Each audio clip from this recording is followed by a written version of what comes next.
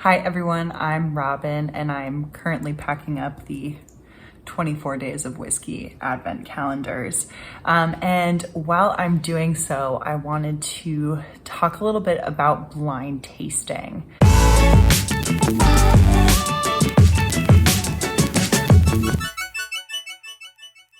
I was listening to a podcast today while packing up these Advent calendars, and the hosts of the podcast were doing a blind tasting. This was part of, I believe it's called The Judgment of Westland Distillery.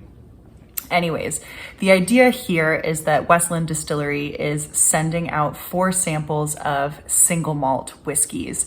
One is produced by Westland, and the other 3 are produced by other countries. So as you go through all 4 whiskeys, as I understand it, Westland just wants to know how you score these whiskeys and not necessarily which one you think was from Scotland or Westland or Australia or India.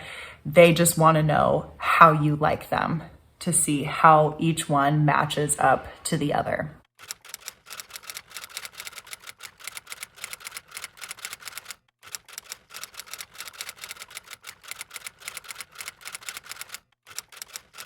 Now, as the hosts of this podcast were going through the tasting, the entire time they were just trying to guess which one was a Scotch, which one was produced by Westland, which one was the Australian single malt, and which one was the Indian single malt. And I've had this happen on some of the blind tastings before, where instead of nosing and tasting the whiskey and expressing what aromas and flavors the participants are getting, they try to just jump the gun and say, this is a bourbon.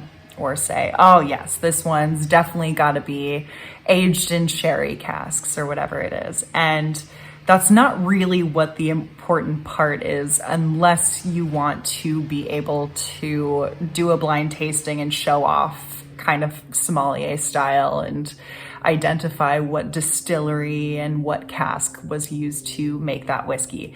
That's cool. However, I think it's a lot more fun if you just, again, let your senses take over and are able to pick out some tasting notes that maybe some other people aren't getting, or maybe they're not able to put their finger on. And it's a better experience for you as well, because you're not focused on, okay, does this have that caramel thing that you find in bourbons? Or what kind of peat is this? Let's try to identify what Islay distillery this was produced in. I think it's a lot more fun to just forget all of that and go in without any biases. So whenever I do tastings, I prefer to do them blind. This is why all the virtual neat tastings are blind whiskey tastings. Some are blind rum tastings. It really allows you to unlock your senses and just allow your nose and your palate to tell you exactly what you're smelling and tasting and whether or not you like that. So if you're getting a whiskey advent calendar, either the 24 days of whiskey, the 12 days of whiskey, the 12 days of premium whiskey, or the 12 days of top shelf whiskey, my recommendation is to do the tasting completely blind. If you're interested in getting a whiskey advent calendar, you can go ahead and head over to my website, thisblogsneat.com. And any chance you get to do a blind tasting, do it. It's a lot more fun that way. Single malts.